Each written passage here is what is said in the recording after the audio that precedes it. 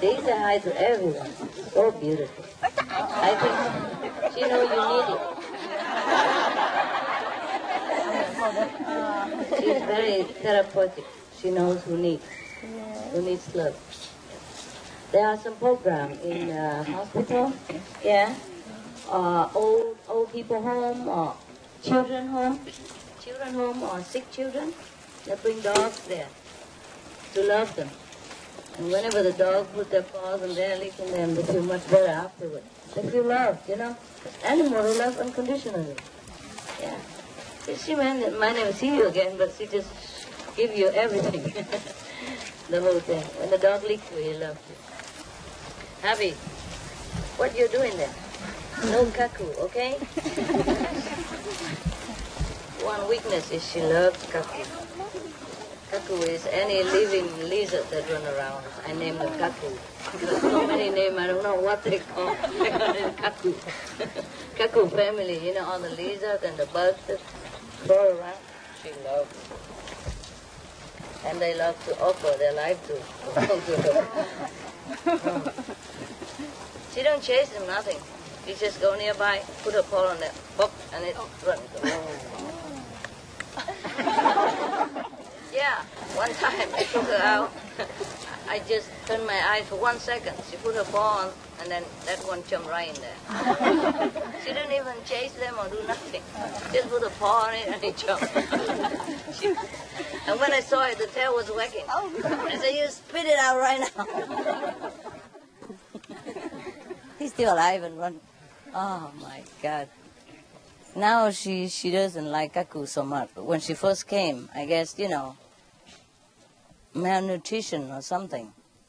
Chasing cuckoos. Now she eat too much, don't eat no more. Even picky what food she eats now. When she first came, she eats like, you know, beggars. And now she, oh, look, no, not that. Yeah. Lucky, you know, the other guy, he eats anything that I give and eat a lot. So he eat only twice a day because he eats a lot. Dog food, human food, whatever you give in front of him, he eats. Except when I left him outside alone, he's lonely, he don't eat. Go on the strike just for bargaining. This girl, now she's very kicky. She eat a little bit and wait for goodies, you know. Yeah, don't just eat normal food. Dog food she didn't like. Human food, okay. She's very, very, how you say, telepathic. Yes. Just now I tell her to come, she don't come, but she knows it. Just today is her day and she don't care. But normally I don't have to tell her what to do. Just in here she got it right away. Yes. I'll tell her she understands also. Of course, I don't even need that. She take care of all the dogs, make sure they are in order. She's a hoofa in the house. Yeah. Anyone more unruly and, you know, bad, she tame them down. Like the poodle, he has a bad habit, you know, finding a secret corner, deposit his own stuff. She saw him, she go right away, Chuck, get out. You know, she heard him outside. And then I know it, and then I take care. And the new dog, Rottweiler, famous for being a bad boy. The whole race of Rottweiler. She took care of him. That guy just, oh, so scared. There was a dog, where I lived before, there was a dog who is very fierce. The small one, very little, Lhasa Apso. They weighed about, the most would be like 10 pounds. The most. It's very small. Happy? No kissing. Okay? Oh. She just loves the people, yes. So happy to see me. And since then, she loves everybody, huh? Don't you? She's so pretty, huh? Beautiful dog. Very clean. Like a designer, you see? Even her butt, it look like both sides of designer. Her name is Happy, but alias designer butt. Alias picky. She's so happy with everyone. Every day is the best day of her life. Everyone is the best person in the whole world. Every cuckoo is the best food. She loves to be fed, you know. Yeah, that's okay. Never mind. Good girl. Sometimes. But she's very excited. So I tell her we're going to see people, and she starts, getting so excited. She loves people. Take one at a time better. But the other poodle has no problem. But he's unkempt right now. We're in new place here. We don't know which is the best hairdresser. The normal hairdresser, they mess him up, you know. Right now, he cut him one side short, one side long, and he looks so messy, so I don't want to present him to you. We had a best dresser, you know, very famous, and he makes it so beautiful, beautiful. But we don't have time right now. All of us are busy, and I haven't found a good one yet. Last time we bring it to a shop nearby, and he make a mess. My God, he shaved all his head, and then put a little bear out there, you know, like a goat. And it looks so ugly, and you know, one side here short, one side here long, and it's not even and bad looking. Otherwise, he's very handsome after he. But you have to go to the good hairdresser, expensive one. The one, you don't know how. You have to know it. I don't want to risk it. The professional already make a mess like that. Can you imagine how I would do it? Oh, I could if I have time, you know. But I have too many dogs. We just go to hairdresser. So he comes down now. She comes down now. Just the first instant, that's it. Happy? Mm-hmm. Are you okay, darling? Yes, you are good? You're a good girl. Mm-hmm. They know that. See the butt? And the cute tail. Because she's a mixture of, I think, Shiba Inu and Canine and Terrier. So that's why everything is so special, so pretty, so brilliant, very intelligent. Yes, very intelligent. I don't need to train her much. She's perfect. If something she does is wrong, you say her no, that's it, it's no. Yeah, but the other guys, oh my God. They have to experiment everything until they get badly hurt or something. Then and they say, okay, mommy is right. Now I know. Now I think she's very, very disciplined. Yeah. Oops. So, hey, you had enough, girl? I think hanging tongue out is very embarrassing. Come here, shut your mouth. She's hot because she's too excited. Where were we? Huh? Oh yeah, the program, yeah. Sometimes the dogs, especially dogs and cats, they know exactly what's going on, you know? So they came and just touched those people who need. And sometimes, a lot of time they schedule like once a week for dogs, a trained dog, you know, already trained, like not too unruly and all that. And they just come to the hospital, visit the old people, or the children, or the terminally ill people, and they make them feel great. They love it so much. They keep asking for more, you know. And because dogs, they have it, you know. They can communicate love without having to say anything or do anything. And we say a whole day long, I love you, still nobody believe it. Maybe we don't mean what we say, yeah? Hey, don't show too much of your dog side around here, okay? I'm advertising so good about you. Okay, take her in. She just hang around. Where else? Don't look at the outside. She's really terrific. No. Of course, you have to get to know a dog too, you know.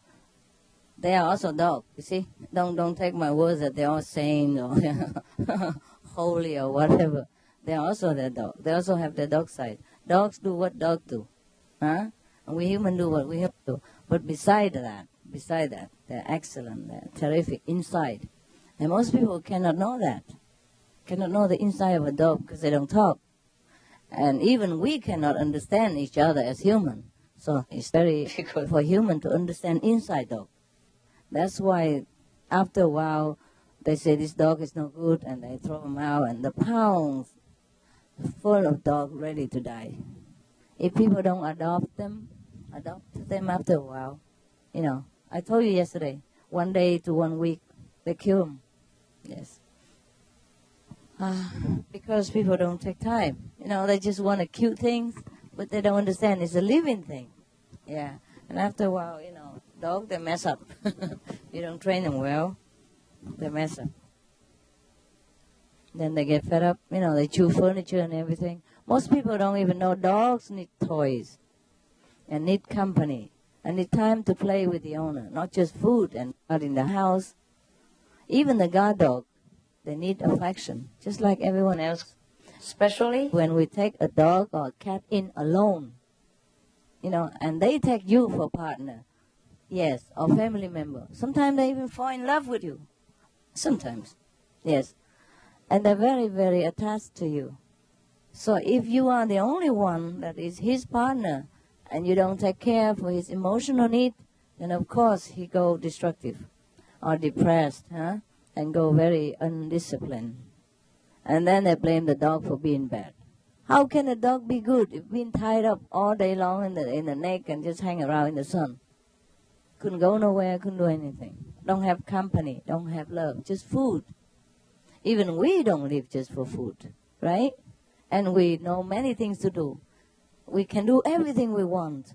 We can have a lot of choices to diffuse our depression or loneliness. Even then we are complaining that we're lonely, we're isolated and all that. We have so many choices. We could pick up many activities that we want. Dog cannot. If you tie him up in a tree, what is he going to do? Or you cage him all day long until you come home at night. Or you just lock him up in the house 8-10 hours a day. And come home, give him a little food, pat in the head, you good boy, let's say good night. You understand what I mean? So a lot of people just take dog or cat in, and they think it's like a toy. They call them pet or toy. But they're not. They are wonderful beings. They have so much gift that we don't have. But people don't realize that and treat animals really badly. It's like the poodle, you know, until all the teeth is gone, look like a bad car and then throw away, ready to die. Are any of you going home? Not yet? Today? Afternoon? Oh, okay. Well, because I'm going to bring Lucky afterward if you want to see him. He's a cool guy, yeah. But I thought one at a time, you know. Huh? So it lasts longer. What? A special story, but he's look not too cute right now. His bear growing. Listen. I was thinking if we could find a good shop, you know, make him pretty, like the way he should look, then I could introduce to you, but we don't have time for that. Where is, yeah, go get him. Go bring Lucky here. He's not good looking, but still he looked better than when he was, the day I met him. At least he's cream white now. He's not gray, black. Black, gray, yes. He's a well-behaved guy. He's good. He eat his 2 square meals and he don't disturb nobody. He like to sit in the corner, meditate on whatever bone that he can think of. Yeah, there's the one play football. His life very simple. Just to give him a ball and a snake to lick around, that's it. A toy snake, which he loves. That's it. He don't demand much. 2 square meals a day, dog food, human food, don't care. He don't even care about snacks unless I give him by hand. Then he eat because I give him. He don't like meat diet. You give meat in front of him, he smell, he goes. Except that day when I tell him, I am responsible, don't worry, please eat it, so that you can go home. Yeah, because you're sick if you don't eat, the doctor think you're ill. Remember? He eat right away. And then when the doctor come, the nurse give him one more, he didn't eat, remember? He wait until doctor come and eat it. So doctor see too. So nurse saw it, doctor saw it, and then he's free. And then he go and give the RV paw, take it away. Yeah. And after that, he lick the doctor and turn his butt and then come to me and goodbye. He knows, my God, you'll be shocked to know what animals know. Yes, they know more than we know because they know telepathically also. But we just look at him as dog. Of course, he has his character too. Sometimes you keep telling him nonsense thing, he don't listen. And like I has a guy, an attendant always keep the dog, come here. After a while, he don't come no more. I said, what for? I'm just hanging around, having a good time, I'm not going anywhere. Why you keep calling me, coming? The guy is afraid the dog run away. So he keep come here next to him, but after a while he fed up, he don't come, he just, go a little around it. Yes. He knows what he's doing. Hello, baby. Hello, Lucky.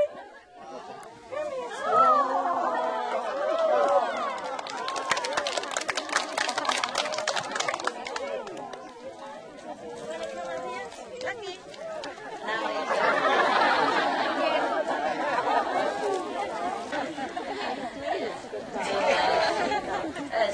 Let him enjoy, I don't care. So this is Lucky. Did you see? Scratch the tongue. Here. That's what you want. Not scratch, like this, rub. Dogs love to be rubbed here. They live and die for tummy rub. You see a dog? You want some more? Bring it here.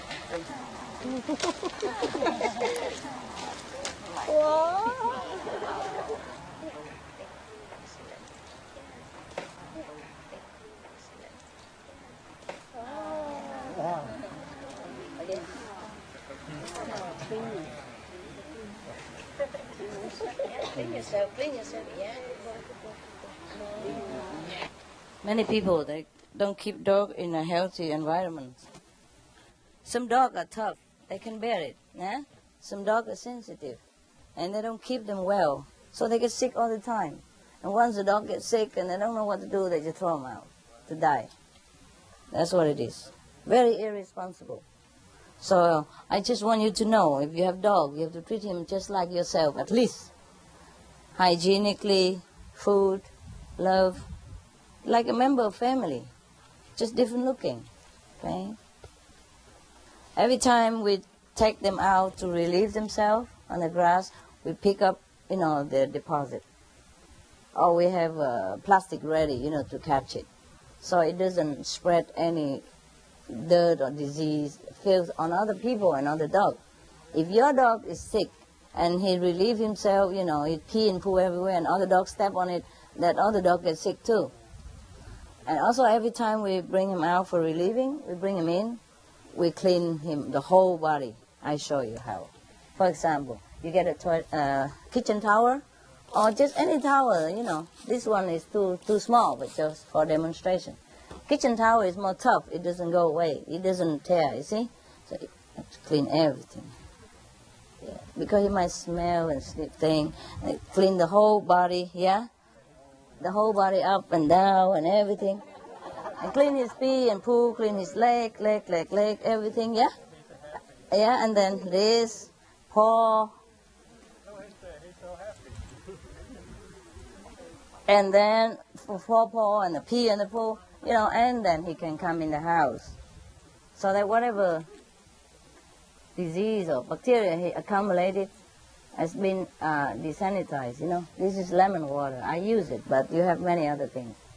Use lemon water or vinegar water to clean the house so it doesn't have chemicals. Because they sleep on the floor, they lick the floor, they eat, they drop their food. If they eat something that you clean with chemical, they die or they get sick. And then you spend either the whole money, whole time for doctor bill, or you throw them out. This is a problem with a lot of people. They punish the dog for their own stupidity and carelessness and lovelessness. You understand this? So many dogs end up in there are not their fault at all. The human's fault, human stupidity. They don't deserve dogs. Many humans don't deserve dogs. Sometimes I'm driving outside and I saw pickup trucks, under the summer heat of Florida. They put a couple of dogs in this roofless pickup behind the pickup truck and put them on there.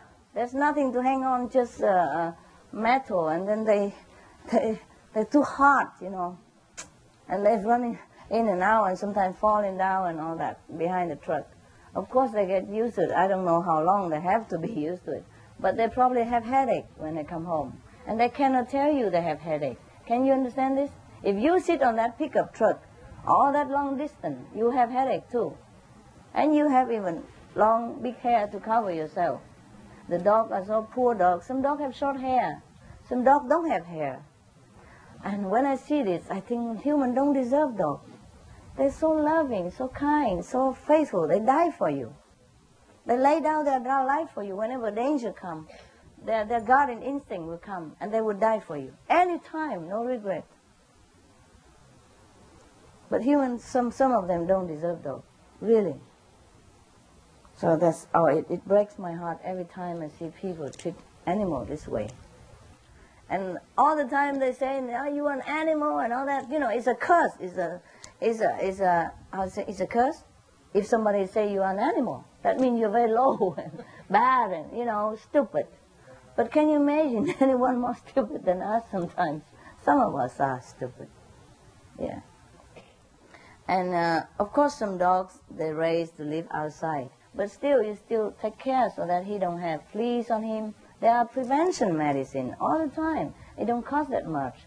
Once a month you apply some worm medicine, worm medicament and fleas medicament, and he's free of suffering. Once a month. That's it. Or there are shampoo to keep him, fleas free and things like that. But better prevent than cure. Because we don't want killing, yeah? Even worm and fleas, we don't want to kill them. So it's just preventive, and keep them healthy and clean.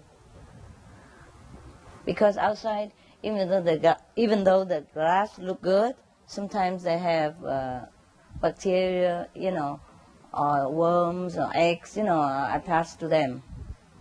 So if we bring them in the house, our house is exactly as dirty as outside. So many of you also walk with shoes in the house, and that house the dog gets sick too. It's not your shoes that are dirty, it's the things that you pick up outside that make your shoes dirty, and then you bring it in the house. Sometimes the wheels of your car also pick up, like the feces or the urine from the sick dogs outside. And then when you bring it in the house, your dog gets sick from that, from licking the floor or your shoes and get sick. So if you want to have animals, make sure that your house as clean as you could sleep on the floor, as clean as you could lick the floor and feel comfortable. Do you understand this? You can clean your house with half vinegar and half water, 50-50, and clean it all over. It's so sanitizing and deodorizing. So if the dog happened to pee there, he will not smell it again. Because if he smells his pee, he will pee in that place again next time. For example, these are some examples. But if you want any animal, you better study it first how to care for it. Yeah? If you like anything, you have to study whether that particular animal are suitable to your personality and your lifestyle. Also, you see, that's one of the reasons people throw dogs away, cats away, because they're not suitable, not compatible. They have a hyperactive dog when they are weak and feeble, old lady couldn't handle him. Or a very messy dog and they don't train, yeah? They don't know how to handle. And the playful dog, where they don't like to play, they don't have time to play. And then they throw away the dog because they think this dog is bad. So there are many different types of dog or different type of animals that are suitable to yourself. So you have to better study it before, well, also to take care of that dog or cat, whether it's too much for you or not. You understand? Then if it's too much, you better don't take it. You have to be honest. Yeah, that's all. Not that you don't love all animals equally. You just have to know how to love. And which one, so that love don't turn into trouble and then pain for both of you. Okay? Just by the way, because last time one of you, you give my dog away and then you let that dog run away and lost, and it broke my heart for a long time. So I just try to tell you, if you get an animal, you have to commit, no matter what. And if you can't, you have to find him a good home. Wait. Find him a private good home. Advertise or whatever. Advertise in a pet office. Advertise in a pet shop. they will find a good home for your dog. Give him away. Don't sell him. Give him away as a friend, as a gift. Some people would like your dog. Yeah. You describe his personality, what he likes, what he's not like, and one of the person will be suitable for that kind of dog. And if you pick him up in time, don't give him to the pound because they will kill him in one day. Sometimes, not always one day, but from 1 day to 1 week. You understand? Maximum 2 weeks. He won't last long there. If that's what you want, it's okay. But make sure you know, okay? I want to make sure you know that your animals can be put to death in 1 day, as quick as 1 day, in the pound. Yeah. Some shelter are no kill. Some shelter are no kill. Then you could also give to that kind of shelter. Describe all the personality. So later, that shelter can match him with some people who love to have that kind of personality. There's always a solution. Don't throw away your animals because they are a living being, just like us. When you look into the eyes of animals, sometimes you realize, my God, we are equal. We are the same. And that feeling will send shiver all over your body and give you an enlightenment that you would never dream of having. I told you animal can also teach you flower, tree, everything. See how good he behaved. How can anybody throw away this kind of dog? And he's so loving. He's so sticking around me. He knows I love him and he always likes to hang around me. In the bathroom, under the table where I eat, under the bed. If I put him in my bed, he's heaven. Oh, he dances. He slithers around. Oh, he turns upside down, inside out. And oh my God, and he's squeezing all over in the blanket. And, oh, you feel, you know. Oh, yeah, he shows. If I don't put him in my bed, because sometimes he's still having problem with controlling his bad habit, because they didn't train him. He's 5 years old. For 5 years, you pee and poo anywhere. You cannot change it overnight. But he's better now. Before it was worse. Before they keep him outside, you know, and make, you know, very free dog, and get bad, get sick, anything. So now he's inside. He has to learn, you know, where he should pee and where not. He's still learning. So I had to put him downstairs with the, next to my bed, but not on my bed, with a nappy for dog. At night only. In daytime we can check him out. So if I don't put him on my bed, then he sleeps next to my bed. But then he squeezes as near as possible to my bed. You know, the bed is far. You know, sometimes he leaves his bed, rather sleep on the cold floor. So he's next to the bed, and as near as possible, you know. You know, squeeze until he became even one with the bed, you know. So squeezing all his body next to the bed. So he can feel me there. And if I put him in bed, oh, you should never know. He's the happiest dog in the whole world. And then he squeezed to my body and sleep. Or he put his paw around, you know, hugging my shoulder or my body, and then sleep peacefully, immediately after that. No trouble, no running around, no play with any other dog. He's not interested in anything else in the whole world. You know, dogs, how they love to play with dogs. But he only play when I'm not there, or when he already had, you know, when I tell him, you know, get off me, you know, please leave me be alone, you know, leave me alone. Then he go play with them a little bit. But most of the time, he's content to have his football, his small ball, and his long snakes, you know, that he can play with. That's it. And 2 square meals a day. Whatever meal you give, he eats gracefully, very gratefully and graciously. You feel like, oh, you're giving something, you know. But in fact, he's giving you the satisfaction of giving him. He's a very grateful dog, very, very grateful. You make him feel it's worth all the effort, trouble, you know. Bring him home because he knows how to be happy and contented. He's very relaxing dog. And if I bring him to the hospital, I explain to him in advance. He just let the doctor do what he wants. He just stay there. Turn him around, he turn around. And then this side, he turn this side. And if you shampoo and wash him, he just stay there like a statue, let you do it.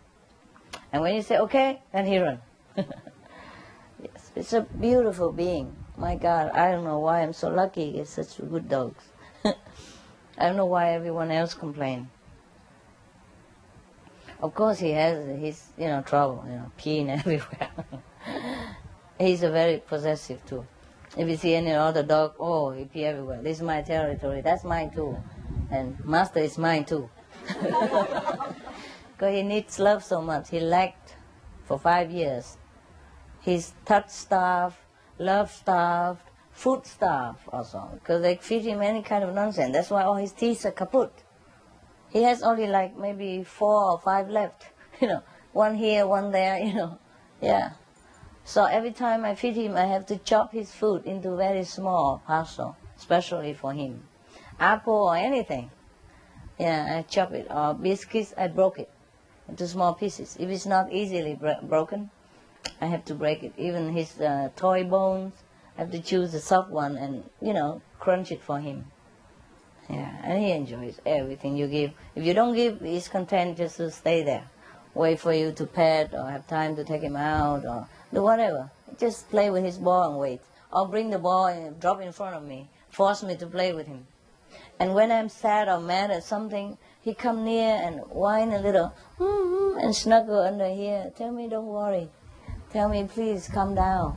Yeah. And he snuggle and whine until I stop. And when he's so loving, I don't want to get mad at anything anymore. I say, okay, because I don't want to affect him. See? Because if I talk loud or scold loud, he gets scared. So I don't want to do that. He come and sneeze in, squeezing around, snuggle around, so that I comfort me, or drop the ball in front of me. And wag tail and the whole body, let's play, And then we play for a while, and that's okay. Yeah. He specializes in waiting for me in front of the shower and drop the ball there. So that I have to pick it up and play with him for a while. And then he go out and sleep on his bed.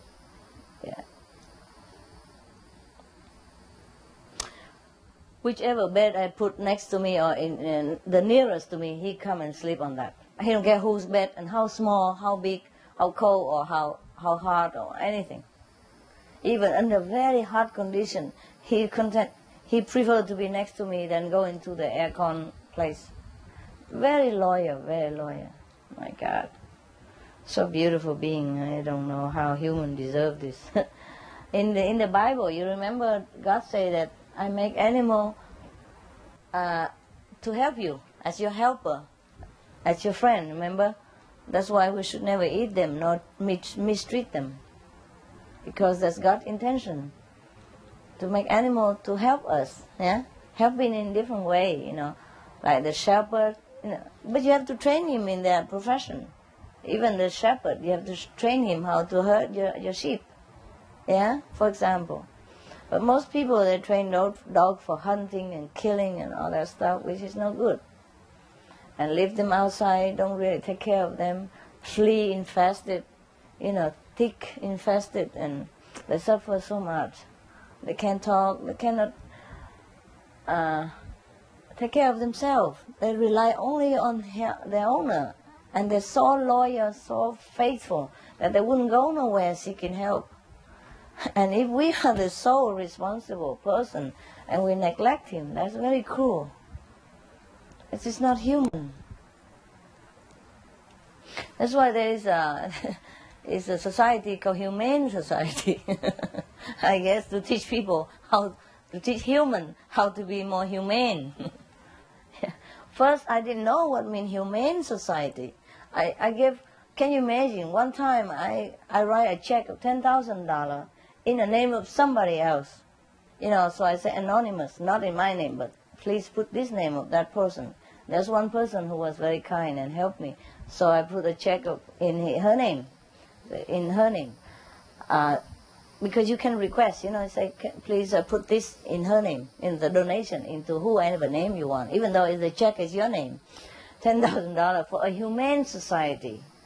And I didn't even know what Humane Society is, because she recommends, she says she would like to give it to Humane Society.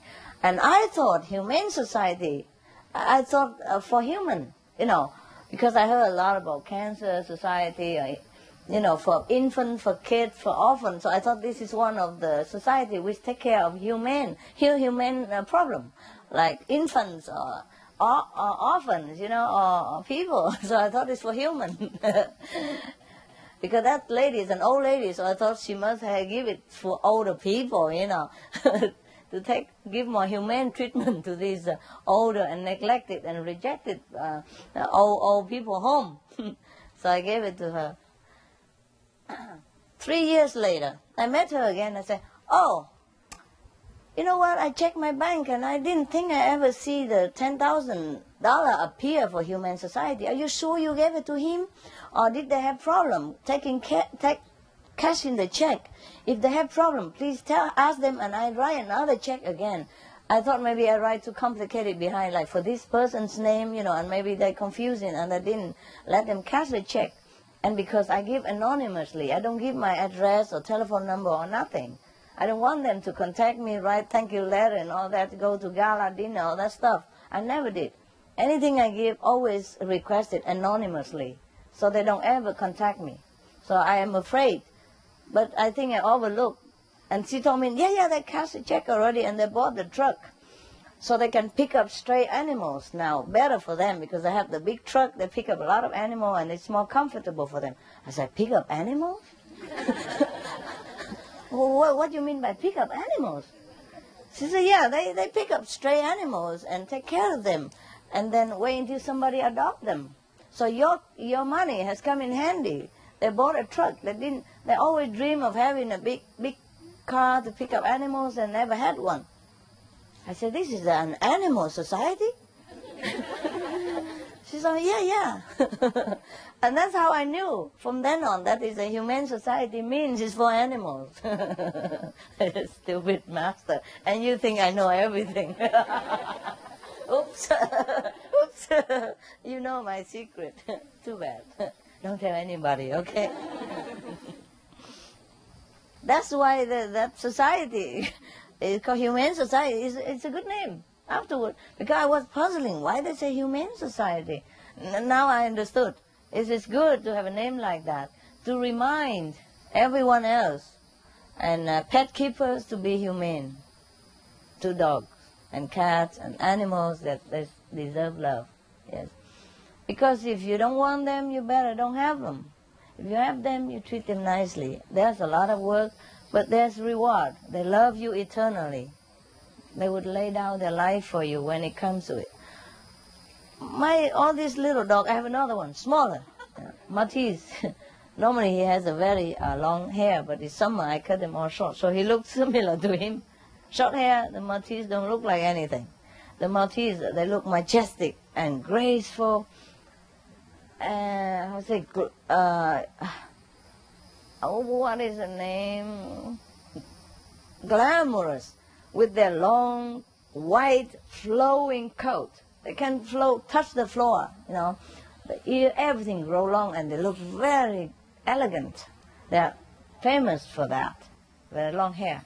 And it's so shiny, you know, silky, all white, flowing down the whole body. And when they run in the wind, oh, it's very beautiful picture to look at. But this guy, he's a Maltese, but I cut off his hair because he loved to wade in the mud, and I can't wash him every day with that long hair of him. So I cut him short. And after we cut him short, he looked almost like a poodle, like normal dog, you know. So I laugh at him and say, you are just a suit. Yeah, he's a small, but he's so protective. He's very friendly too. If I let him run here, he will lick all of you. He work his way all over everybody and give you so much kiss that you can't bear. They name him also Million Kisses dog. Very loving. But whenever, at night when he sleep on my bed or next to my bed, whatever, depends on my tired or ever he hear any noise or any stranger coming, he barks so loud. Like he's a tough guy, you know, very big dog, so protective. All of them are like that, even though they look so sweet now. But if you do anything bad to me, oh, you die. Yes.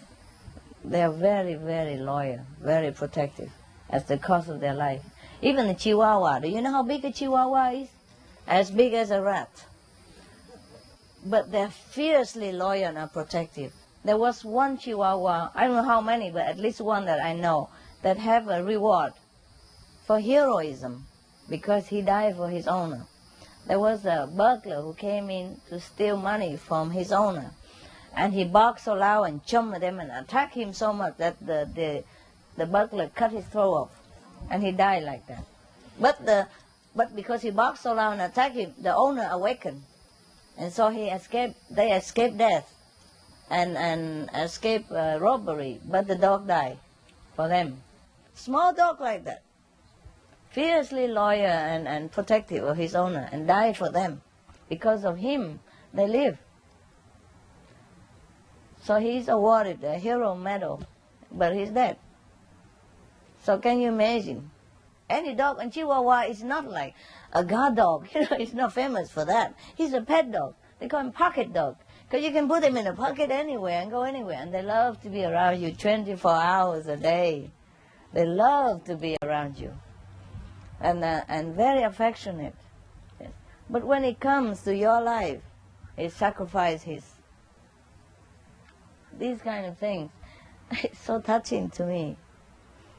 I often cry, and I read to know all these things about animals. That's why I cannot help but loving them. Apart from having love for all beings, these kind of stories touch your heart and make you love them more. So the people who are neglecting animals or who doesn't know how to treat them right, they're just ignorant. They don't know things about dogs. They don't know the inside nature of these wonderful beings. They think it's just animals. Because they're smaller than us, we look down on them. And that's not right. That is not right. You see, as long as he's next to me, he just quiet down and sleep in samadhi. He doesn't even move. Did you see him moving since? No. And if I sit here all day long, he'll be like this all day long. And when I tell him, okay, move, and then he go. And go play, eating, or do anything, like a live dog.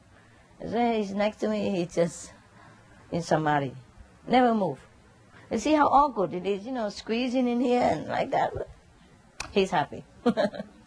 Sometimes even in an awkward, position, because we don't have enough space, he's content. If he's next to me, he's like angel, like this. No trouble at all. But he would bark very loud. Any noise come near me or any danger. Bark at any other strange animal who comes near. He'll bark at them. And scare them away, Attack them even with his toothless mouth. Yeah. I said, come back here. They make a chutney out of you in any minute. Come back here. It's a big animal, sometimes fierce, fox and all that. Come back before you became a chop chui. But he don't care. Oh my God, you have to see him, they fearlessly defend you. See, anyone can be so quiet like this. Any of you can sit so quiet for so long? No.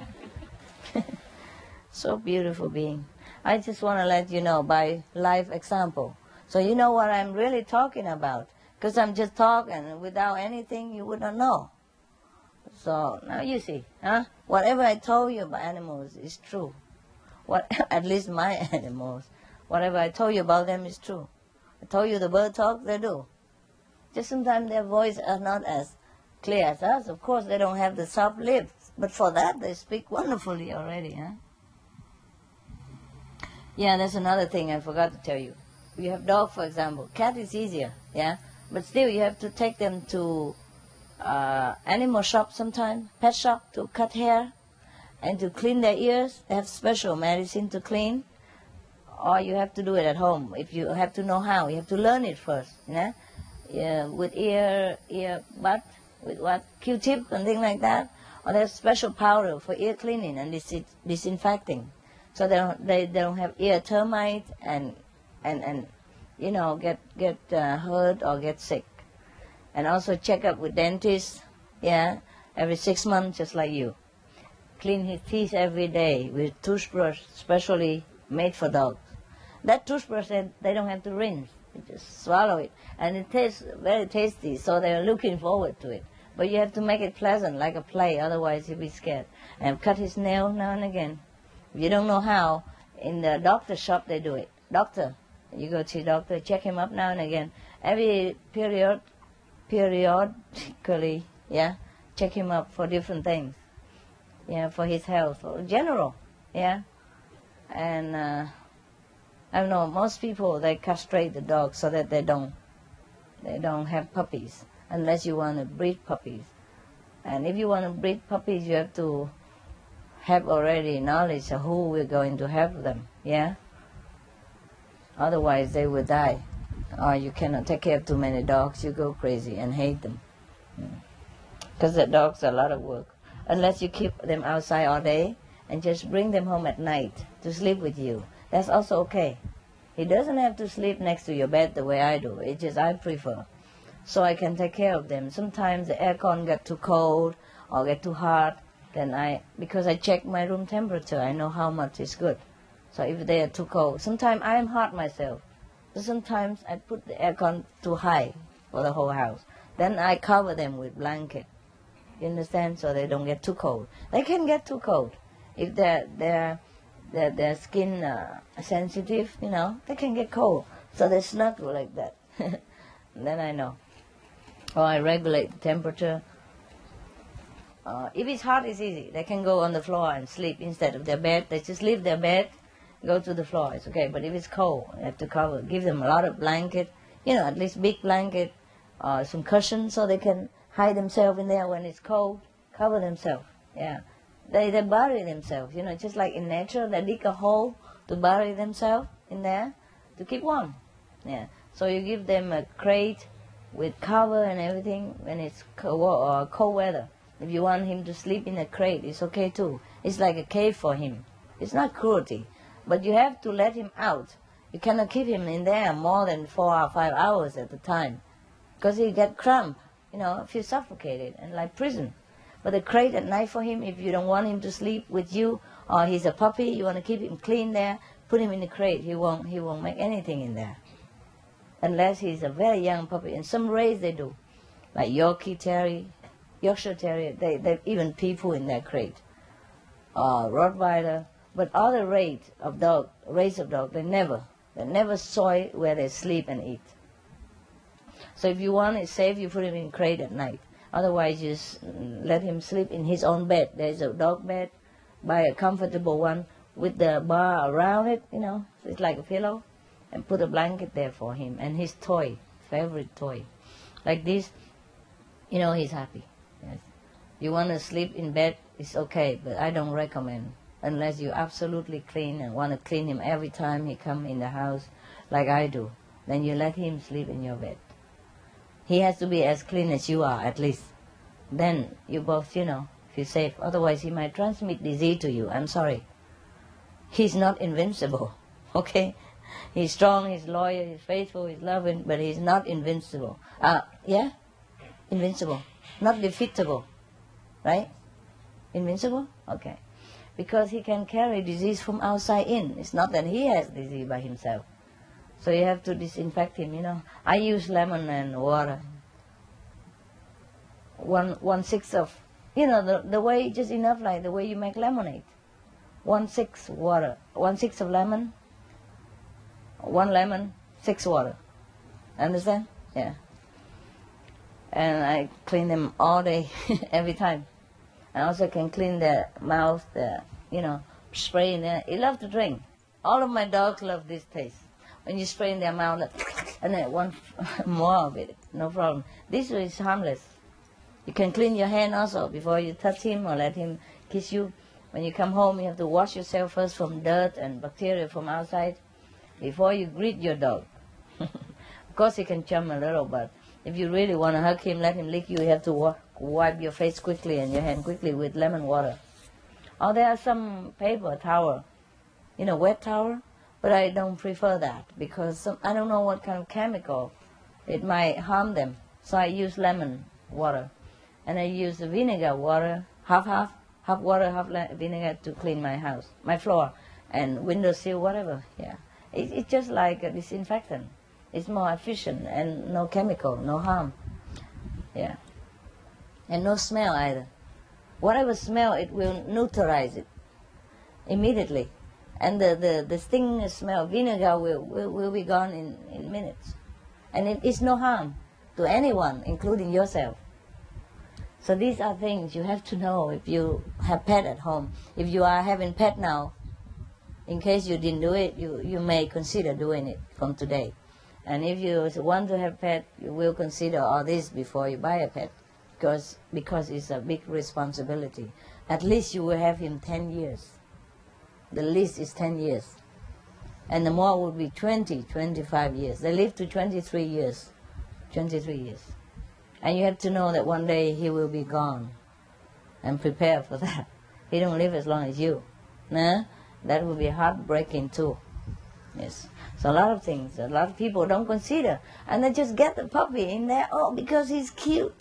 Because the kid wants it. And later he grows up, he's more involved in girlfriend, boyfriend, and the poor dog is just like a, I would say, rejected garage sale or something.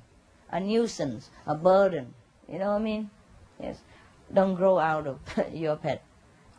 If you don't know, you cannot keep them forever until the rest of their life, then don't have them.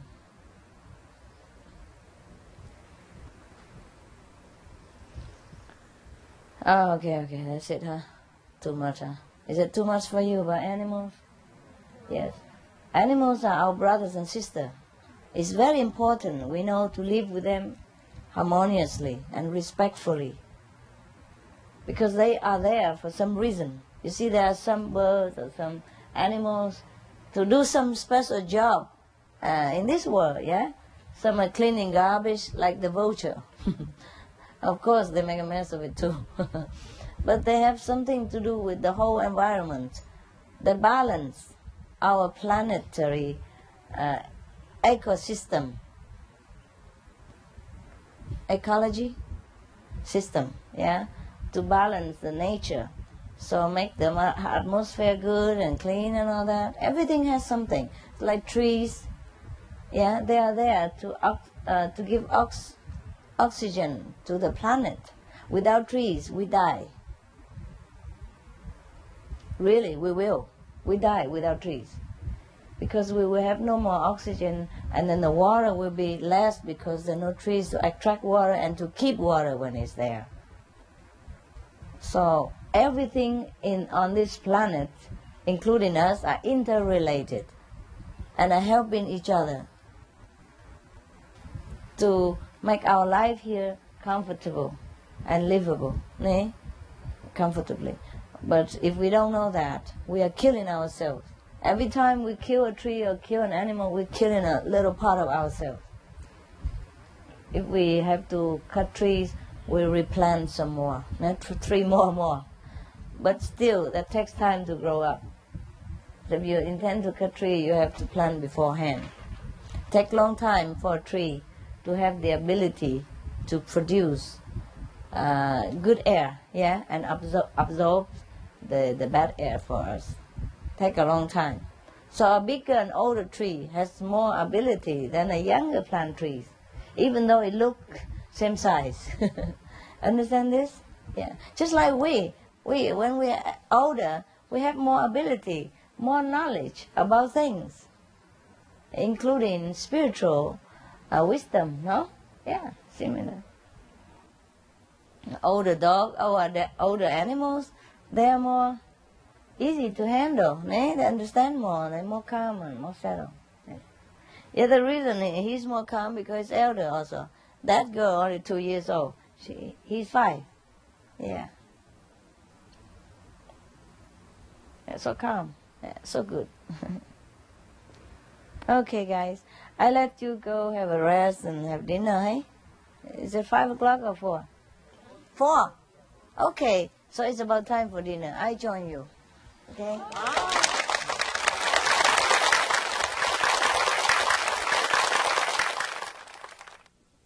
Another thing I want to tell you. Don't touch any pet unless the owner okay. Unless your hand clean. That's the 2 things, yeah? Because number 1, they might bite. Number 2, the owner might not like it. Number 3, you might transmit disease to him. Number 4, he might transmit disease to you. All right? Okay. So this is good. And always keep your dog on leash in the public because the law. And your dog might jump on people. He might not bite, but they don't know that. And they jump on people and dirty their trousers, their clothes, which they are ready to go out for dinner or any important meeting. Not that they are not your dog friendly. Don't blame people if they don't like dog. Some people has been bitten by bad dogs before. Not all dogs are good. Depends on how they've been trained, you see. Some dogs have been trained to be bad, to be guard dog. They bite at anybody to go near. That's called guard dog, you understand? So some people has been having bad experience with dogs. They don't like dog. Some people, they're too clean. They don't like dog. They think dogs disease and, dirty. You cannot blame them. You understand? So if you have dog, you always keep them on leash. Teach them how to stay, still when you want to. Something like that. It is okay for between us and my dog, they're okay. But you cannot let your dog loose like that in a big gathering. Always have him on leash like this, next to you and short. He sit when you want him to sit. He stop when you want him to stop. Otherwise, people will kill your dog. If your dog happen to snap at people, they will report it to the police and your dog will have to die. Understand? No matter what you say. Understand this? So you keep your dog on leash because you know him. He doesn't know. Some dogs, they have instinct, If they know a person is bad and you don't know, they might bite also. And your dog might never bite before, but he might bite just that person. And you'll be in trouble, both of you. Understand? So keep him on leash all the time. Heel, Puru. Good boy. See? It worked like. This is the way it should be. Eh? Come on, honey. Stay. Good boy. See this? Okay, heel. Yeah. Our dog should be like this. Otherwise, it'll be trouble for you. Especially if it's a bigger dog. He jump, he run around. There are different color to control. This one is not too good, but because he's very docile, so it's okay. There's a one called harness. It's better for you, for the dog. They don't choke him here. Because some dog young like that one before, very excited when you see people, so friendly, when jumped on people. Then if you have a leash and a collar, it will hurt him. But if you have a harness, which go over his shoulder and chest, he will not jump even. But I was in a hurry. I didn't put that on. Yeah. But it's okay for just here, so it's okay. We are in control, you know what I mean? But if you are outside in the public, the people you don't know, you cannot let him jump on people like that. You understand now? Here.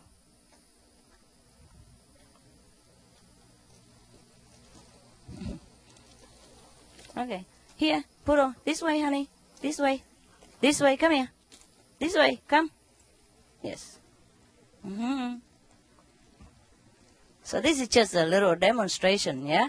Your trainer or the school will tell you better than what I do. Just because one of our sisters just asked me about, she's so scared of dog and don't want to touch because she's so cleanliness and all that. Of course, I don't blame you. But now you know, huh? Not every dogs are clean, of course. So you are right also not to touch him. But if my dog like this, clean like myself, you like to hug him all day long. Now he's walking, but as soon as I pick him up, I clean his paw and everything. Then he go in the house. So his paw never leave any mark on you. But when he walk out here, of course he's a dog. I have to allow him to walk around in the dirt and grass. He's a normal dog. He has to enjoy also, to satisfy his emotional needs, not just my needs, not cleanliness above everything. But we have to clean him so that he be healthy, you see. But I will allow them to run all over. They run on the grass, so they can run forever together. And that's when they're very happy. So they have to run outside the house also, for his exercise and all that stuff. And you have to play with him so he knows you love him. And also, take him somewhere, all that. Everything, so many things to do. Heel, Puru. Heel. See, the good dog, you have no problem. Now you go with the brother, hey? He clean you up, hey? Any other questions, sister? You can touch the dog if you know he don't bite. You have to ask the owner. But if you're afraid, you don't touch. It's okay. You have to stay with your own state of understanding. You don't force yourself to do anything you don't like. I don't mean you have to love dog. No, no, no. I'm talking for the one who have pets and who wants to have pet here. Yeah. What kind of responsibility they have to take. If you don't want pet, good for you. Stay free. My God, it's a lot of work. It's a lot of work. Stay free. Stay free from any pet. If you don't want it, it's good for you. My God, you don't know how much work we have to do. Master. Just because I love them more than my love for cleanliness and my fear of trouble and work. Before, I'm just like you also. That's why I never had dog before. I didn't want to, but these dogs, they just melt my heart. I cannot not have them. If I don't have this poodle, Lucky, he died the next day. Yeah. He's supposed to die already. That's what they told me. They told me, oh, this guy is lucky. He's still here. He's supposed to die already. The reason because he lost all his ID and all that, so they probably forgot about him. He's been there 3 weeks or something already, and he didn't die. Under that condition, all the teeth are rotten and kicking and gray color like that. Maybe he's a useless dog.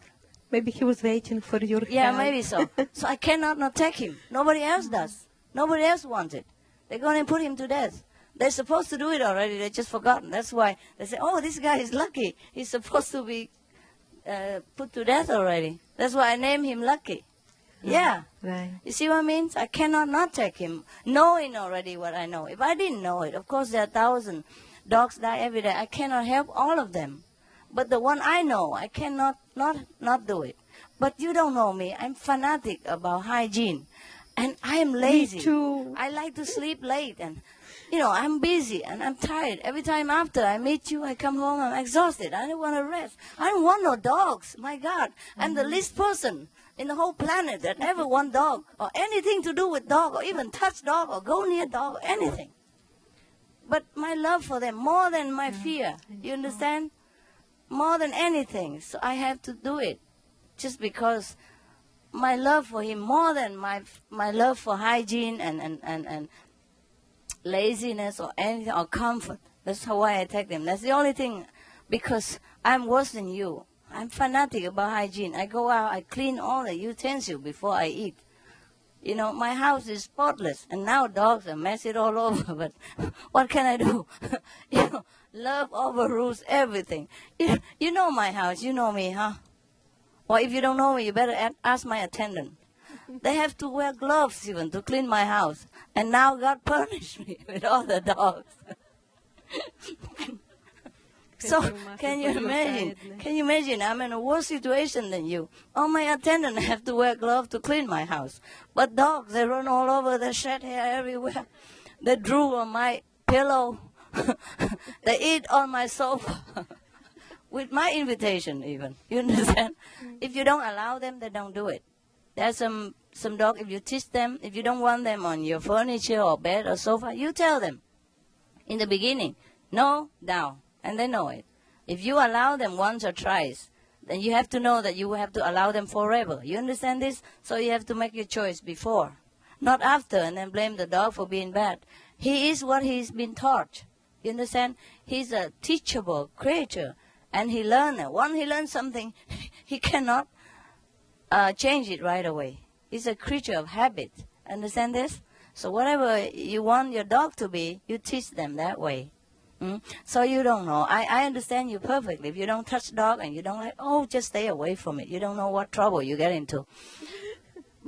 See, I am worse than you even. I'm worse than you. I stay alone. My bed, nobody touch without gloves. My clothes have to have gloves to handle. I can't smell other people's. Sometimes the smell, their sweat is so strong. I vomit. I vomit if somebody touched my towel or my clothes with their sweat. Some people sweat so strong. I vomit. I cough all night. Understand? Or I develop rash and all that. I'm very sensitive and super fanatic about hygiene and everything. I come home, I never lay on my bed or sit on sofa unless I wash myself and change everything, all the clothes first. And I never touch a toilet knob or anything without toilet paper or clothes, which I will change immediately when I come home. I carry wet towel, lemon juice everywhere to clean my hand anytime. And I always clean all the forks and knives, you know, in a public restaurant. in the ice water and lemon before I even eat it. You know, as much as possible. And even then, I still feel yucky. And when I eat outside, in the restaurant, all the things people enjoy, like high-class restaurant, you know, crystal glass and all that, oh, I hate.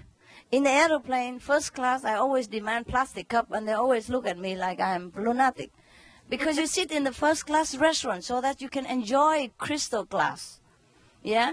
And China bowl and all that stuff, all this I hate. I just demand plastic because it's not used by other people. But nobody understands that. I'm lazy to explain. So I'm worse than you in this fanaticism about hygiene. It's but very because, good. I appreciate it personally. It's okay. But because I love them so much, I forgot all this.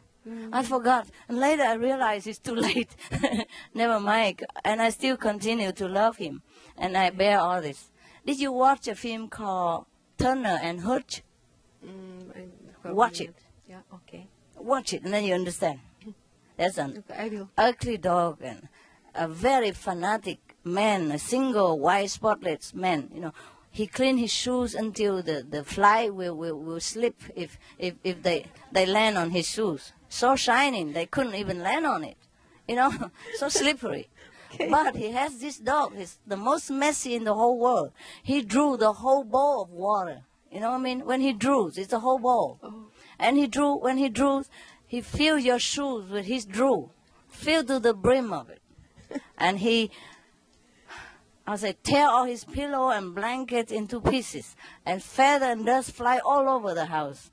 And he eat any furniture that he find, you know, including all the best sofa he has. Yes. My bird even eat the steering wheel of the driver. He put holes in the steering wheels. You know, those plastic steering wheel. He pick it, and it has a hole in there. That's why I say children cannot keep this pet. They don't allow children to keep this unless there's a parents always around, you know, because these birds, they're big and very powerful. They put holes in steering wheel that big. So can you imagine how big the hole he put in your hand if he has to? Yeah. See what I mean? So not every pet is suitable for anybody. For everybody, we have to select well. Also for kids or elderly. And if you don't ever like dog or touch dog, oh, stay away. It's okay. It's okay not to have pet. It's better even. You know, just some people like pets, so I have to tell them what to do. When they people get older, so just maybe they need this love. Yes, they will give you something that a human companion could not even give. Of course, they're different. You know, you could have human companion and pet as well. You see what I mean? But some people, they don't even need a human companion because they're so satisfied with their pet. They're so happy with them. Yeah. Yes. So not every dog are so active or need a lot of running. You have to see which one is suitable for your lifestyle. And of course, you have to fall in love with the dog in order to bear all the mess after. You know? Yeah. But I tell you what, any dog at all, whatever you choose, you will be happy. I don't know that much, but what I know, I tell you. Okay? I just tell you what I know, and the rest you have to find out. Find out before, not after. Okay? But sometimes it just happens. Like I told you, I don't like poodle. He's number 2 most intelligent dog in the world after the German Shepherd. Oh, no, Australian Shepherd. Number 2 intelligent. But, he's too messy. He's too human, too intelligent, you know, for me. I read and I didn't like it. I also didn't like the way the poodle looks before. I saw many poodle and they cut him so strangely, you know, cut all the leg and leave only the head, or cut the chest and leave the leg and whatever, you know. But these are for convenient before because they are excellent for retrieving also. So they cut hair so they can swim. But I never liked poodle in my life. But this one, not only is a poodle, he's ugly, a sin. I told you. But I took him because of love. That's it. It's nothing for me at that time, just all for him. And now he turned out to be very wonderful, beautiful. I would never give him away for anything. You see what I mean? So you can never plan either. If I plan, I would never buy a poodle, and not the ugly and old poodle, and toothless poodle, and be everywhere poodle, and so possessive poodle. marking territory everywhere. You see what I mean? It's not that I'm advertising and telling or encourage you to have pet. No, no, no. If you don't have, it's better even. You have more time for yourself. But if you really fall in love with one, then you have to know what responsibility you have, okay? Or if you consider having one, then you have to know all these things. Or more, I just tell you what I know. The rest you find out. You see what I mean? It's not that I encourage you to have pet. No, no, no, for God's sake. Understand this? If you don't have, it's better. But if you want one, you have to know things, then it's not trouble. I told you, we can never plan things. It's also God's will. Because I told you I don't like poodle. And I don't like 5 dogs, for God's sake. Yeah, I have one. I have a small one. That's enough trouble. 5 dogs is never. I can never imagine. I myself even have dogs. Consider how messy they are. And consider how hygienic and fanatic I am about hygiene and everything, and bacteria and germs and all that stuff. And they run all over everywhere. Their mouths are all muddy and black, and their paws are all black and brown, and they come in my house. My spotless house. Can you imagine? So I have to work. Other people, they don't care. They can come in like that. And they bath them once a month. I bath them every time their paws are black and dirty. And it can be like almost every day. If I have time, they run all over everywhere. And they love dogs, they love to dig in the ground, make their nose all black. And they love it. They're so happy when they're dirty. So I have to allow that too. But that means a lot of work and clean, a lot of wash and clean after they came in. Disinfecting also, not just wash. Yeah. So not just water. It's lemon water. Yeah. And sometimes so dirty, you can't just wipe it. You have to bath them the whole thing. I have to buy special hair dryer for them, not the human hair dryer. It's too hard for dog. I have a special one they call Air Force One or something. Yeah, a big one, and it blows the whole body dry in no time. Because sometimes they're longer, the hair is so long, so thick, you can't use the hair dryer to dry it. It takes so long. You know what I mean? So many things special bed and special things. Special quarter for them, special door, special flapping door sometimes so they can go in and out also. But I cannot do too many things, so we have to keep them clean. Anyway, so I can't always tell you which dog to have. Sometimes it's God's will. You can't do anything. When love comes in, you can't do anything at all. I told you about a poodle, and 5 dogs. Can you imagine me, my lifestyle, have 5 dogs? And each one are completely different from the others. So that specialized, personalized. And some are very young and hyperactive, All I have to do is to move to destroy. Then you can think that I live forever then. I adopt another 3 kids, or marry some guy with 3 kids, and then I can move to Detroit and live forever. I cannot imagine myself doing all these things. I went around giving donation, a lot of time to animal shelters, always telling them that I can't have dogs. I love them all. That's why I just give a donation so you take care of them. I worship you guys because you take care of dogs. I cannot imagine myself do this because I'm so busy. I'm lazy. I'm so fanatic. I always telling them that until these days, until this dog, the dog that I don't even want, melts my heart because of love. Just something in you. It's not the type of dog or how he looks even. If I have to choose, if I want a dog, I would want a beautiful, clean, short hair and, good looking. But I end up with all kinds of dogs. That even one, he was so ugly, nobody won't even look at him. Yeah. But now he looks cute, no? He was black and gray and so ugly and smells so foul. You can smell from there. From that house over there. Yeah. You can smell him many yards away. Because he was infected, in here in his mouth. And the whole body was rolling in feces and urine, I must tell you a secret. I hope you don't tell anyone else. The day I say I adopt him, I was making newspaper paperwork at the counter of adoption. And he was still in the crate of his crate. I didn't know. I didn't think anything. I wanted to adopt another dog. He was so cute, beautiful, fantastic, healthy, happy, wagging all the time, instead of this poodle. But I want to adopt 3 of them. But then the other one, suddenly his owner came and recognized him and take him away, the best looking dog. So, okay, I don't have that. And the other dog also cannot be adopted for some reason. So I end up with this poodle. I wanted 3, I got only 1, and the worst one of them. I said, okay, never mind. If I can take the other 2 beautiful one, and this, okay, maybe the ugly one, okay too, no matter. But I end up with the only one that I don't want. Okay, so never mind. For love, I take him anyway. And I make the paperwork at the counter, and one of the helper, attendant, brought that dog, the poodle, next to me while I'm busy doing work. He showed it to me and in front of everybody else, say hello to mommy. And I took a look at him and I feel so embarrassed. I feel so embarrassed with everybody because everyone else, they hold their beautiful adopted dog, even though they're in captive, but they're short hair and they're clean type, like Happy. She looked clean, terrifically, no matter in what situation. Her hair is short and just type of dog, they always look clean, even if you don't bath them. Even in that situation, she keeps herself clean.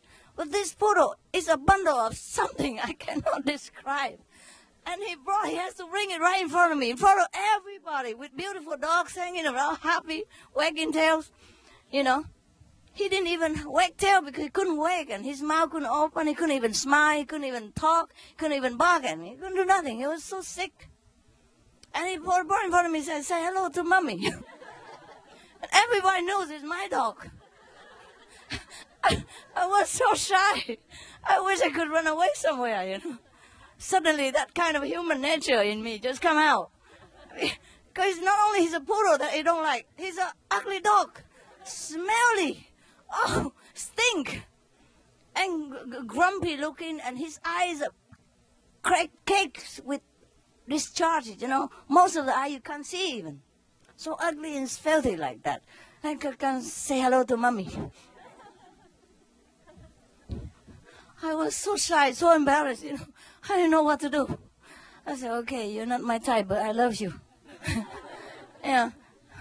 Because what can I say to that dog? Well, it's the love that I took him, no? It's for sure, but he's not my type. But now I grow to be very fond of him. He's so sweet, so good, so devoted, so easy. Just give him food, Or you don't give him food, as long as he's next to me and just cuddle around. That's all he wants.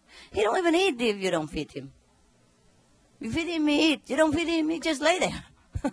No barking, no demanding, nothing at all. What kind of dog is that, huh? Peaceful dog. And even, I was scared, because every time I hug him or he's around me, I don't even feel his breathing. Sometimes I have to put my hand on his nose or my hand on his chest to see whether he's still alive.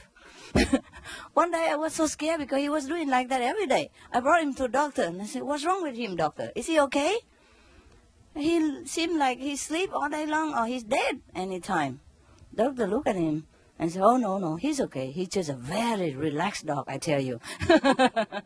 Because most of dogs, when you bring him to the doctor, they struggle. They want to run and they make a lot of trouble.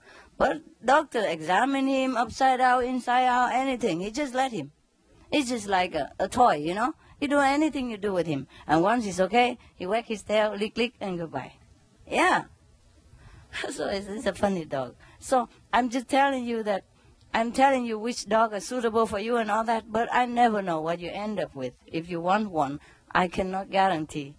I read all the books from the expert about which dog is suitable for my lifestyle in case I want to adopt one, and I end up with all the ones that I never thought I would have, and all the ones that are not suitable for my lifestyle, my laziness and everything. A lot of work, because some dogs are less like low maintenance. Chihuahua are low maintenance, for example, and more loving and easy to take care, put in pocket everywhere. But I never had a Chihuahua, for example. And all the recommended dog for my lifestyle, for example, I never had one. Because I didn't intend to have any dogs. You see what I mean? But I end up with those things just because of love. I didn't take him, he died. right away. Because now that they already discover him, he's still there. He should die already. And now that I make them aware of his existence, they're going to put him to death if I don't take him that day. I took him right away. Yeah, immediately, you know. Say hello to mommy. Go eat. Yeah. I don't call myself mommy to them. I call them buddy. Yeah. Yeah, because they are being. Yeah, just like fellow. You call me mommy and mother, that's your problem. But sometimes I'm also jokingly, I say, you're my kids and I don't have husband, but I have so many kids, you know. You ruin my name and all that. But for me, you are my equal, you know, my fellow practitioners. So to dogs is the same. I don't call mommy to them. Sometimes with the puppy, the small one. Yeah. But most of the time, I call them buddy, you know, I call them the name. Good friend, good companion, that's it. Okay?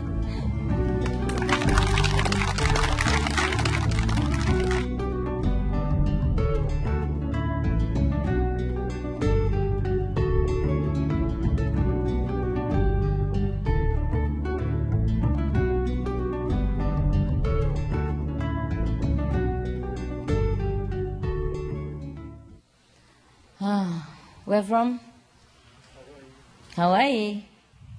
How are you guys? Where are you from? The new guys. Georgia? Canada. Wow, that's a long way. Canada where? Which city? Ottawa? How far from here?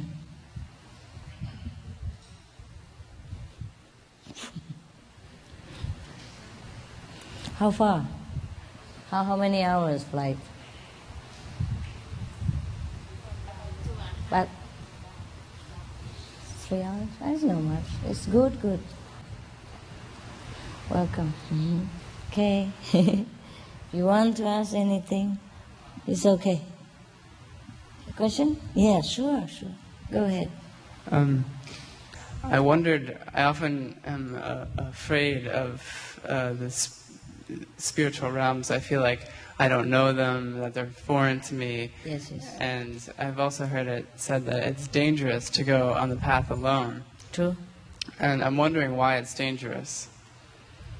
Because spiritual realm, you know, the invisible realm, just as this realm, you could wander into unknown region, or in some so-called, you know, like not favorable quarter, yeah.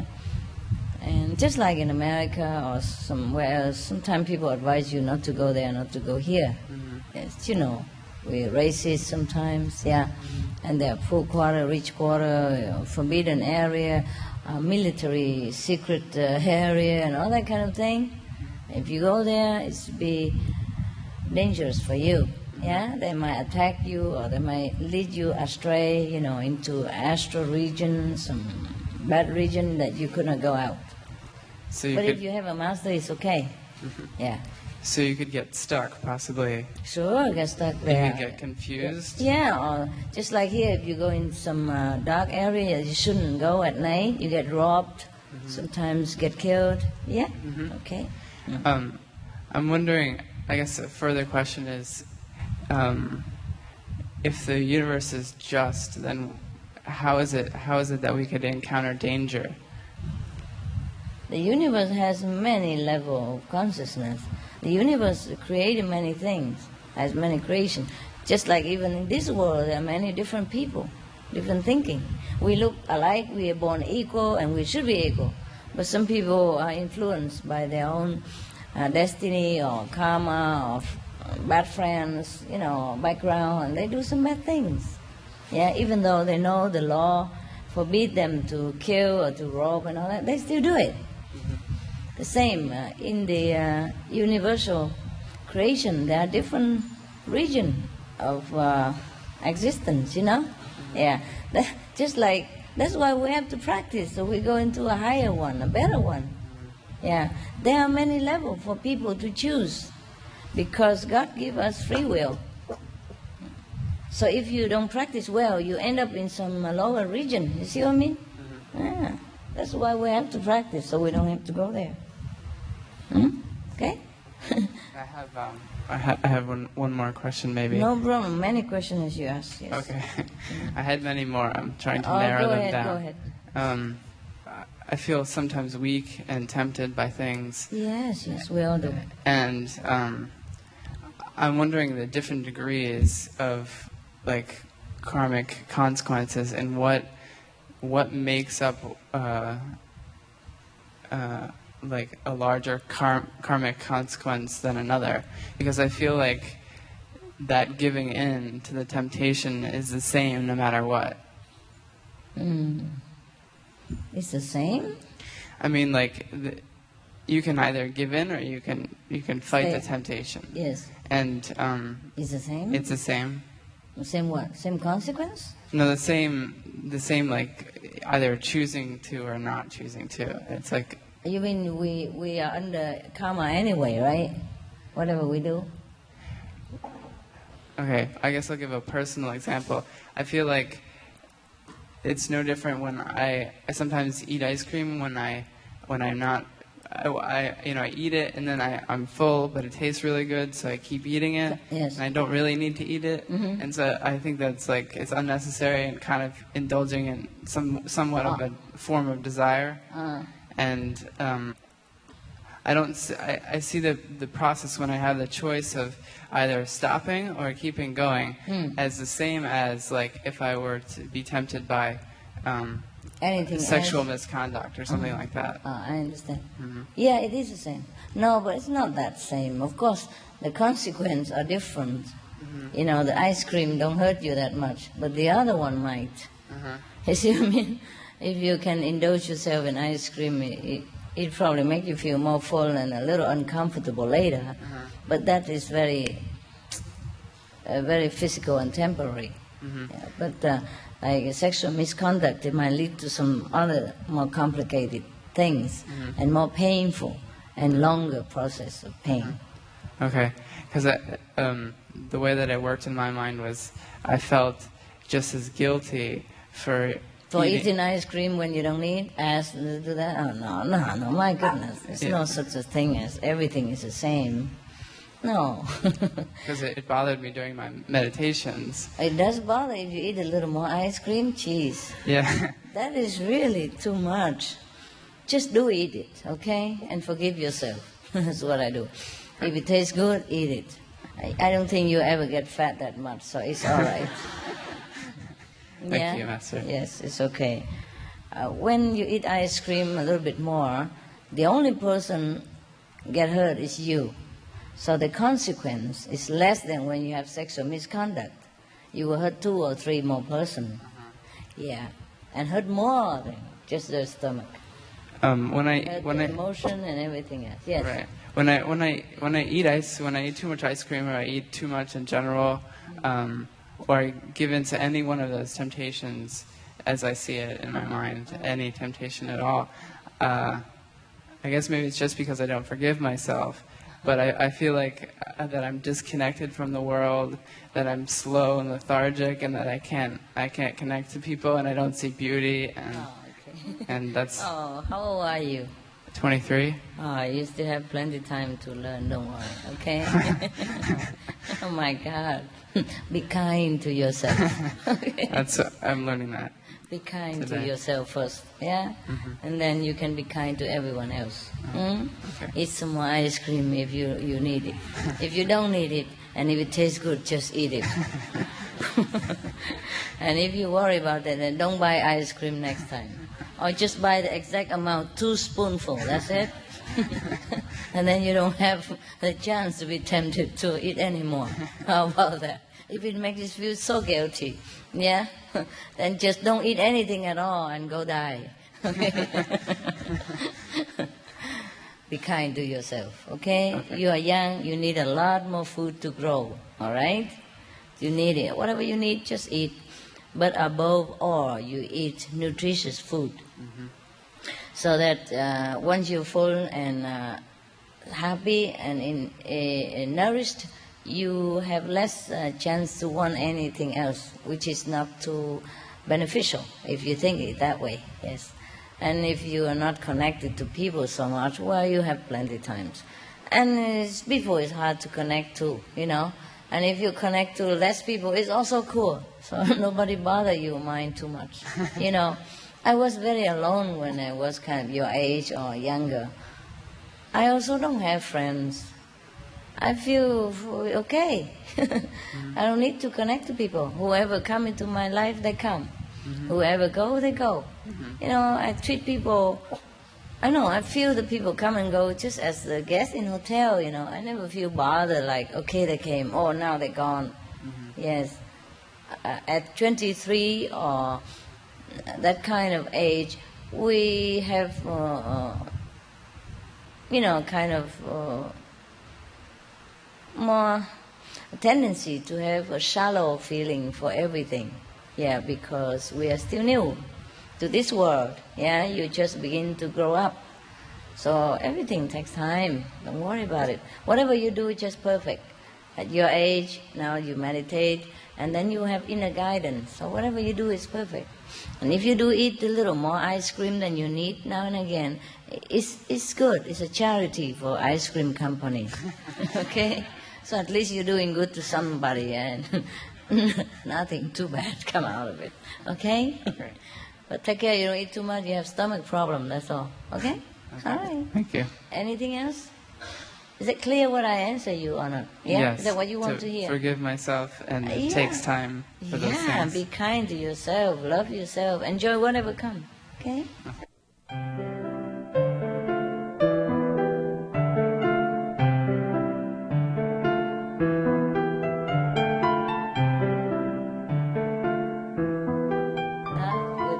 He took care of it before he go. Good. That's the way to say thank you, I guess, to all the support that the religious people has done to society. Because without faith, without people who are morally stable and disciplined, how society is going to function? If people have no faith to hang on to, no consequence, no fear of consequence or anything, right? The law cannot always stop people. It's the faith inside themselves that make them good and whole, yeah, and holy. So this president recognized that, and it's good for him. He must have been also a very spiritual person inside. Yes. His wife also keep telling people, we're going to be more spiritual, and they scold her. Yeah, well, it's okay. Of course, it's difficult to please everyone, but at least they concentrate on that. They try. I think all of the president or leader of the world should try more, remind people of the spiritual aspect, instead of just material aspect, yeah, because it lasts longer, yeah. It's their duty, actually, to remind people of spiritual practice, because that's all we have. That's the only lasting thing we have. That's the only thing that helps us to have peace in the world and among nations. Yeah, if all nations are more enlightened, then we will be more peaceful with each other. While he's the president, we have to give him support, whoever the president, because he needs it. Yeah, he needs it to do good for mankind, and for his country, and we are interrelated. So whoever the president, give him support. You guys have any question, especially? Hải có chuyện gì hay báo cáo? Well, we had a big change in the Virginia Center. It's like complete turnaround. After the Kuan Yin messenger came and visited us. Before we had problems. We moved 3 times, and we had 3 different contact persons in 2 years. But after the Kuan Yin messenger came and he set up a schedule, now we meditate. We have group meditation every day, 4 to 7 in the morning and 7 to 10 at night. Right. Yeah, 4 sessions on the weekend. And people come and meditate. Some people meditate both in the morning and the evening. Everything is stable, and some people go to group meditation every day. So it's a complete turnaround. It's a huge difference. I think the good thing about him is he said to us, he said, I asked Master for permission to come here. Yes. Otherwise, I would not have come. If I had come without Master's permission, you guys would have eaten me alive. That's what he said. He said, without Master's permission, I would not dare come here. So he came with the full force of the Master's blessing. Yeah. And then when he said, you guys need more meditation, we'll have group meditation every day and twice a day. We said, what? Who's going to open the door? And he said, oh, you will. So now my whole family go to group meditation every night. To open the door. To open the door. But I'm so thankful because we have a reason to go to group meditation that's how every night. Better, by the way. And then we attract more people to come in the morning and at night. If we have many people like this, we will conquer the whole universe. But, Maya knows, you don't give me too many. It's okay. If you really sincere in your heart and you have humility and you rely on Master power only without your ego, you can do anything and influence many people. But unfortunately, not everyone has this faith. This faith can move mountain. Yes. You see how one person can do that, eh? Yes. Yeah. I'm also one person. And all of you come here because of one person. Yes? We had a big gathering, and then we spent a lot of effort and financial to organize it. And then he left. And then he called back, he said, you guys should do a video seminar. We said, oh my God, it's like we are already drained of energy from the first time. And then, we had about 30 disciples. That's too and much. 29 and a half of them are elderly. I'm also half elderly. So we didn't know what to do. We just went into a lot of prayers and so on, a lot of praying. That's fanatic. Typical of the next time. And then people from everywhere came to help us. We had the biggest gathering of contact people. Yeah. Other than an international retreat. Yeah. We had contact people from everywhere came, and then they brought people for initiation from Chicago, Michigan. One woman, she wanted to get initiated, and she took a bus from a 30-hour Greyhound bus. I don't know where. From the moon. Yeah, 30 hours, and somebody threw up on her bus. So she had to stand it all the way to Virginia, and then we just had people showing up from everywhere, from all states in America to come to help us, and that's great. Yeah. Luckily, he's not the master. Otherwise, he drives everybody not to meditate 2-3 times a day, seminar 2-3 times every day. Put all your money in there, your energy in there. Don't work, don't go to work, don't eat, don't sleep, don't do anything else. Just seminar, meditate, seminar. My God. It's okay. He only come once a while. You survive. I don't dare send him too often. Once enough. But you see how when you're really sincere about what you believe in, and you really believe in what you believe in, you can move mountain. Yes. The mountain is not physical, heap of dirt over there. The mountain is inside people's mind. And that is more difficult to move. Yeah. And this time is so special because we had disciples from Maryland and we had disciples from Virginia. But for several years we could not break in the D.C. area. D.C. seems to have a life of its own with politics and it's like the power and the political hub of the world. We just could not break in D.C. But this time we had a lot of people from the D.C. area and a lot of them got convenience method. Good. So maybe we'll be able to break into D.C. You just have to be sincere and everything turn out all right. And no expectation. You do it because you love to do that for people. Then it works. Wonder. Everything is like that in our group. And people still don't learn. Many don't learn. It's just the ego standing in the way. If you do everything like this egolessly, no string attached, just unconditionally, just for the people's benefit. Not even for yourself, not even for the hope that Master come, or anything at all, not even a hope to get married, or, blessing from God, or anything at all. Then it's wonderful. It feels so good to join this kind of group, and to help or to interact with these kind of people. I like that very much, yes. Yeah, I wish that all of us can become like that. The same with sometimes people ask questions and ask the same thing, but sometimes I feel very irritated from one person and not to another, even the same question, same demand.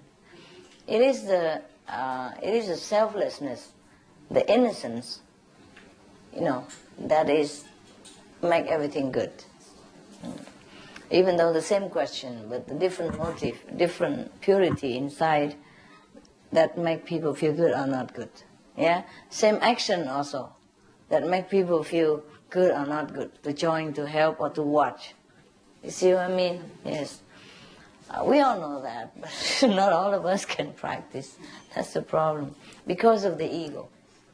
The ego always wants to do things for profit, for fame, for fortune, yeah? For whatever, even for blessing from heaven. That is also another right way to do things. Yeah? You have to do it because we like to share the goodness for people and make others happy. Just the way we are happy. If we benefit from something, we want to give that to people. And that is the only motive we should do. But unluckily, some of us haven't learned. Even those are long-term people. Some people knew, but they're quick. Because they have been practiced many lives before, I guess. And they're very natural and pure and selfless. And some people follow me for long years. Oh, they're just following. I don't know how long. I don't know how long they want to be followers. And that is one thing. This is the turtles disciples. They crawl for a long time. Another kind of disciples are the ones who go out, do it all, but it's all for ego's sake. You know what I mean? The one who follow and the one who run before, in front, everywhere, all over town, for ego's sake. Too loud. There were two extremes. One would just follow. Turtle. The other one, like horse, run all over direction. Sound and trumpet and everything. I'm here, yeah. I work for the master, you must know. I'm the most humble person in the whole world. Yeah. You gotta come and help me because I work for master. Don't you see?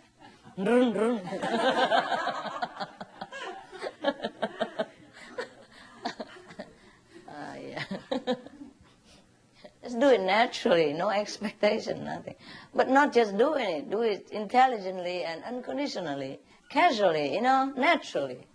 Yeah, so sometimes people do the same thing but don't feel the same. We're so fresh, Are you happy, master? Please, release your head for a little while.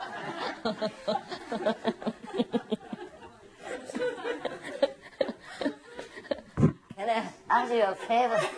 What? Please don't help me.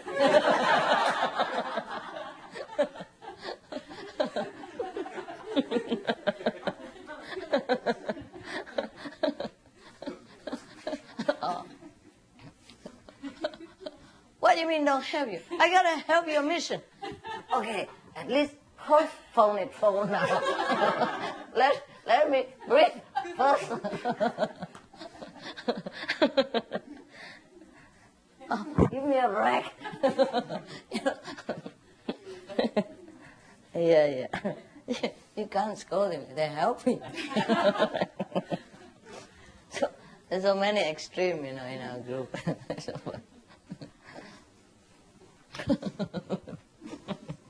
Follow me. Follow only me. I don't mean me. I mean the me here. Oh my God, the me in you. Follow me.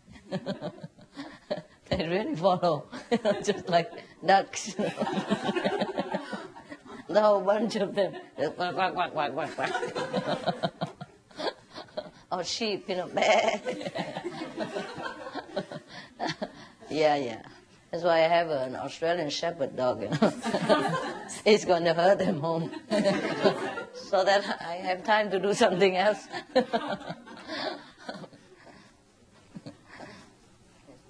If we have good Guanyin messenger, of course, they give, even one person can inspire and give a mental support to a lot of people. Yes. Yeah. If all of us can stick to our ideas, that would inspire a lot of people. You see that? If we stick to our original idea, be a real monk, monkey, monk, would be fine. Yes. There was a joke about the turtle, the slow one. Somebody told me this joke, and somebody told that person the joke, and somebody told that person the joke, and it came to us now. I don't know where it originated. To even ask the author, There was a group of animals live in a jungle, and at that time there was a drought and famine. So many animals died, and so they were gathering, they meeting together, and they say, well, the situation is very bad. We have to sacrifice. We have to kind of eat each other to stay alive. Some of them. So they all agree. So they make a contest, like they have to tell a joke, and the joke, whoever tell joke, it has to be funny, that everyone in the group must laugh. If a joke is not funny enough that even one animal doesn't laugh in the whole group, that animal will be eaten. The joke will be eaten. So So first came the elephant. He tell a joke, and oh, so funny. Everyone laugh, rolling on the floor and everything, except the turtle. Turtle don't laugh. He just sits there, staring at the elephant. So, well, everybody feels sorry. The joke was funny, but rules are rules, so they eat the elephant. And the next one, some other animal tell the joke, The deer tell a joke, also very funny. Everybody laugh, rolling on the floor, hurt the stomach and everything. The turtle didn't laugh, just sit there. So rules are rules. Feel sorry for the deer, sweet one, but they eat the deer. And it continue, until only a few animals left. And it's the monkey's turn to tell the joke. He was trembling. He couldn't dare open his mouth. And he kept looking at the turtle. He didn't know how to start. And suddenly the turtle began laughing. It was so funny. The joke that the elephant told was so funny.